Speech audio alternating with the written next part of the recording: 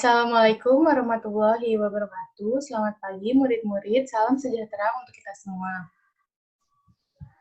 Waalaikumsalam warahmatullahi wabarakatuh. Selamat pagi, Ibu. Kita bertemu lagi pada mata pelajaran komunikasi bisnis. Sebelum memulai pelajaran hari ini, mari kita berdoa menurut kepercayaan masing-masing. Berdoa mulai. Berdoa selesai. Oke, jadi hari ini kita akan belajar mengenai konsep komunikasi bisnis. Adapun tujuannya yaitu ada pengertian komunikasi bisnis, tujuan, unsur-unsur, dan bentuk komunikasi bisnis. Sebelum masuk ke materi, ada yang tahu pengertian komunikasi itu apa? Saya, Bu. Tahu. Iya, Paras? Komunikasi adalah proses menyampaikan informasi kepada pihak lain, Bu. Ada yang lain? Ica? Ya, Bu. Jadi, komunikasi itu merupakan satu proses menyampaikan pesan dari satu pihak kepada pihak lain agar terjadi saling mempengaruhi di antara keduanya.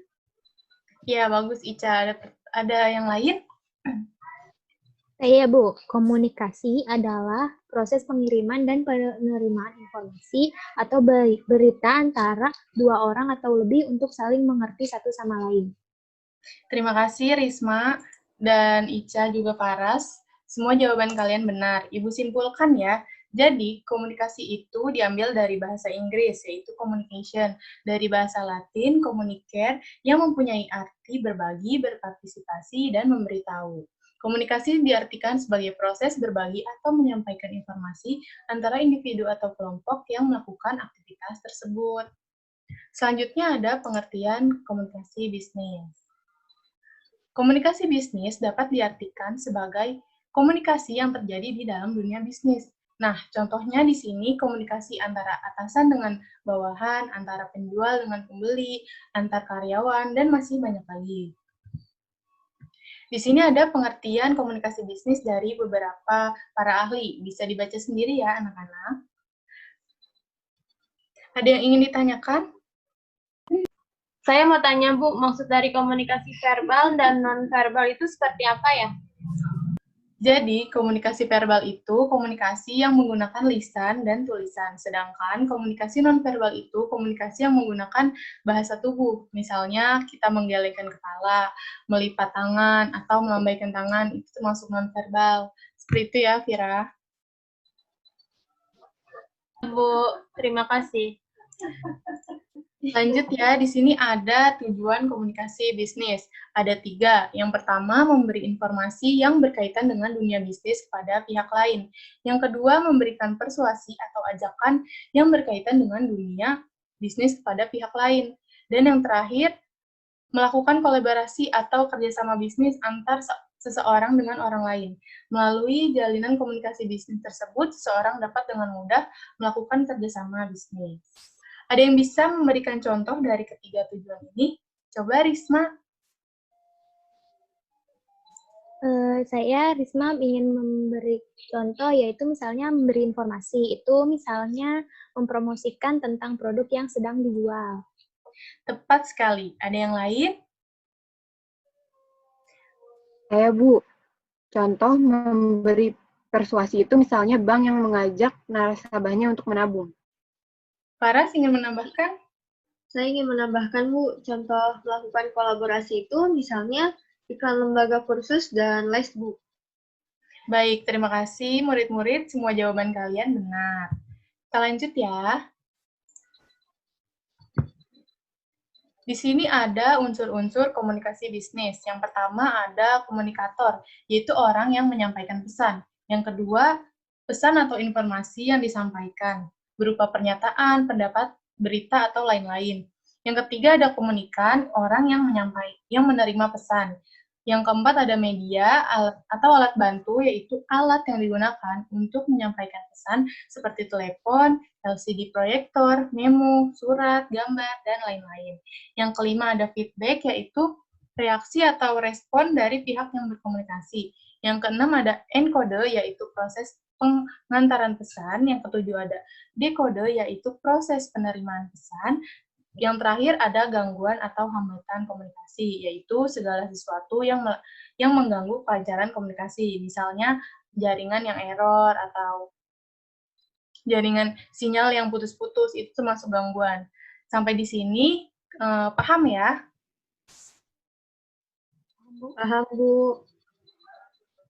Paham, Bu. Selanjutnya ada bentuk komunikasi bisnis, ada tiga. Yang pertama itu komunikasi horizontal.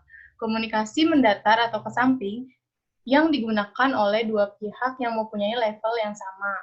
Yang kedua ada komunikasi vertikal, yaitu komunikasi yang mengalir dari atas ke bawah maupun sebaliknya.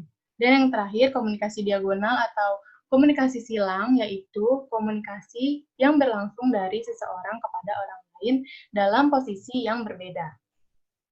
Nah, ada yang bisa memberikan contoh dari ketiga bentuk komunikasi bisnis ini? Saya, Bu. Ya, Contoh dari komunikasi horizontal, Bu. Itu komunikasi antara karyawan dengan karyawan lain atau antara manajer dengan manajer lainnya, Bu. Good. Bagus. Yang lain? Kayak, Bu, komunikasi vertikal misalnya, komunikasi antara manajer marketing dengan staf promosi dan sebaliknya. Ya, bagus. Vira? Saya, Bu, izin menambahkan, komunikasi diagonal misalnya antara manajer produksi dengan staf keuangan. Jawaban kalian semua benar. Nah, sekarang Ibu ada kuis di Quizizz. Kalian bisa masuk. Ini kodenya. Kita mulai ya. Bismillahirrahmanirrahim.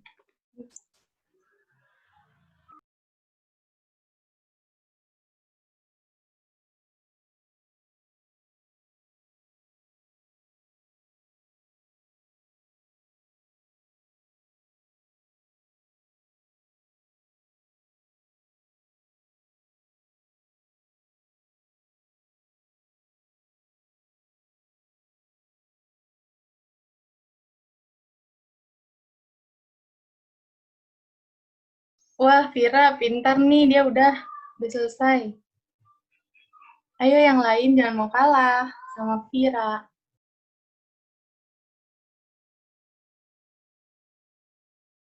Sudah selesai ya anak-anak kuisnya. Alhamdulillah nilainya bagus-bagus. Berarti kalian menyimak apa yang telah Ibu sampaikan. Semoga kedepannya akan seperti ini dan menjadi lebih baik lagi. Kita kembali ke materi tadi.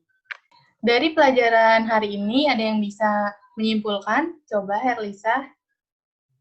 Ya, Bu. Komunikasi bisnis itu komunikasi yang terjadi ke dalam bisnis.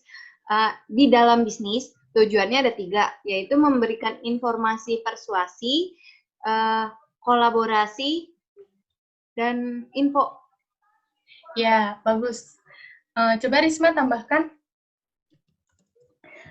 Unsur komunikasi itu ada 8, yaitu ada komunikator, komunikan, pesan yang disampaikan, media, feedback, enkode, dekode, dan gangguan. Adapun bentuk komunikasi bisnis yaitu horizontal, vertikal, dan diagonal. Terima kasih Risma dan Herlisa sudah memberi kesimpulan untuk materi kita hari ini. Sebelum kita akhiri kelas ini, Ibu ada tugas untuk kalian. Dikumpulkan lewat Google Classroom. Ibu sudah sediakan tempatnya untuk mengumpulkannya. Deadline-nya itu besok jam 12 siang. Jadi harap kalian mengerjakan dan tidak telat mengumpulkannya. Sudah selesai pertemuan pada hari ini. Semoga dapat bermanfaat. Mari kita tutup dengan berdoa. Berdoa mulai. Berdoa selesai. Terima kasih anak-anak. Sampai ketemu minggu depan. Jaga kesehatan selalu. Wassalamualaikum warahmatullahi wabarakatuh.